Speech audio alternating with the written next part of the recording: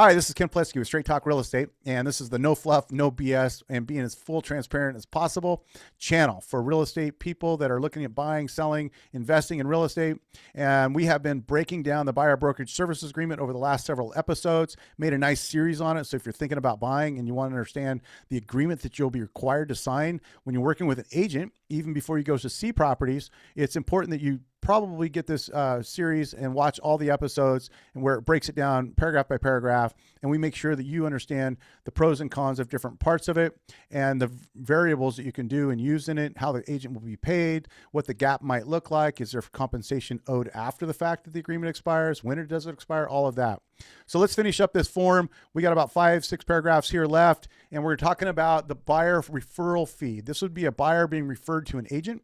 And that buyer is now going to sign an agency agreement with their agent they're going to work with to buy a house. What was happening is a lot of times buyers did not know that someone that they met referred them to another agent, and they were being compensated for that. So in all transparency under the new laws, that had to be disclosed. And so what it says in the form now is if you are referred to an agent in the area that you want to buy, and the referring agent is from a different area or even same area, but don't work in that niche, I guess you'd say, then there may be a buyer brokerage firm that is being paid outside, even though they don't represent you, a portion of the buyer's agent's fee that you're working with.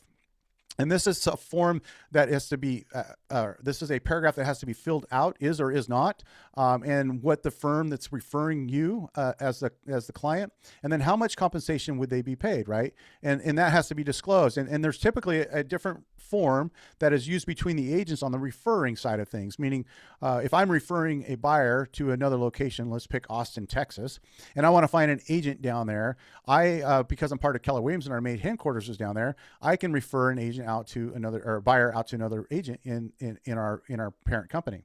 Actually, I can do that all over the world if you're looking, but the reality is that it's important that the buyer understand what I would be compensated by sending out a referral. And that's between me and the other agent, but this is where it becomes between you and the buyer broker that you're working with, meaning if you didn't think that referral fee was fair, you might be able to renegotiate that. But the agent needs to disclose from the compensation that they're going to be paid in this agreement that, say, let's just use a number, 25% of that compensation amount is going to be paid to a referring brokerage. And that's great, because if they set you up with a great agent and they're going to work hard for you, and I'll tell you, I don't refer my clients, whether they're buyers, sellers, or investors, out to other agents in other areas without vetting them, without knowing them personally, or looking at their history on sales and making sure that they're going to be a good fit for a client.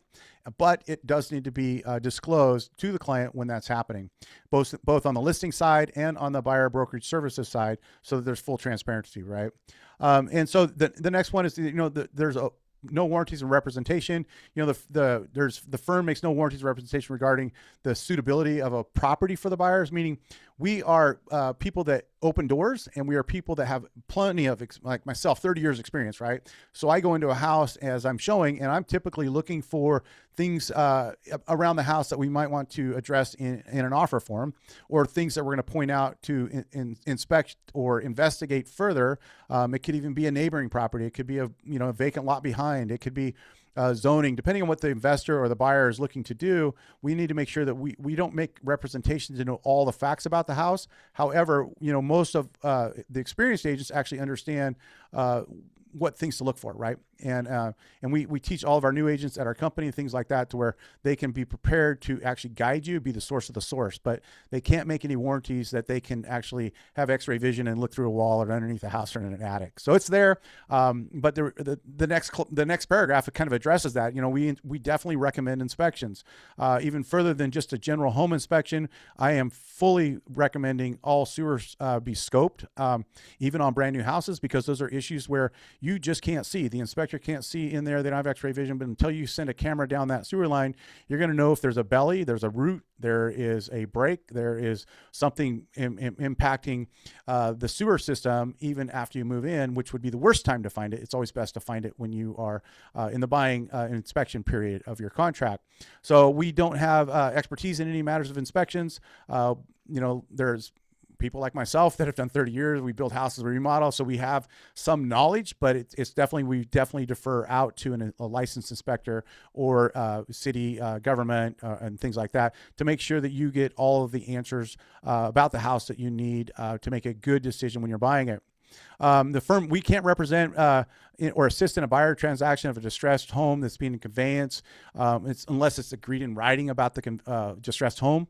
And this allows distressed homeowners to continue occupying the property. Say you buy a property, but you're going to let the owner live in it and you promise to convey it back to them and things like that. Those are things that are disclosed in here that we cannot do. There are actually Washington Civil Code laws there.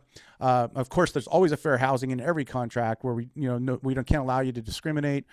We can't obviously coach any discrimination or steering and things like that for all of the different protected classes out there. And then there's two more paragraphs. One is attorneys. If there's a dispute, and we're going to go back around this in the next episode, like how do you get out of a contract if you're not happy?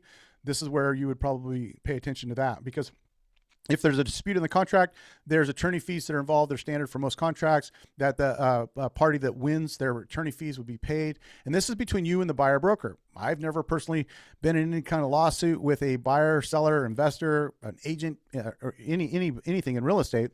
But this is a opportunity for you to have that protection clause in there, should there be, because I have heard and listened to problems through professional standards or violations where agents have been found to be guilty of one thing or another. So the last one, 14, this is somewhere where you can actually write in things. And this next episode we're going to be doing is going to be kind of things that you can structure in there. These might be things that an agent's going to be thinking about structuring in there. And we're going to break it down. It's just called an other section. It's where you can write in what you want, right? And this is where you might want to have an escape clause, meaning I don't like my agent anymore, or I want an out if I can't find a house in 30 days and my term was for 180 days and I'm just not working out. You could write something like that in here.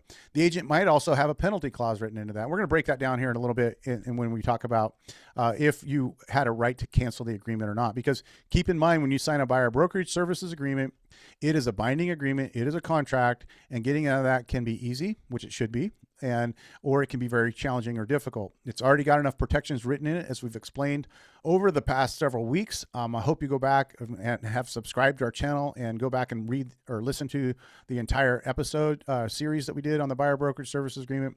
It's been a pleasure going over it with you. There's a lot of stuff in it. It's only a 3-page form, but there's a lot of data in it, and I've spent quite a long time trying to explain it and make sure that you're completely understanding it.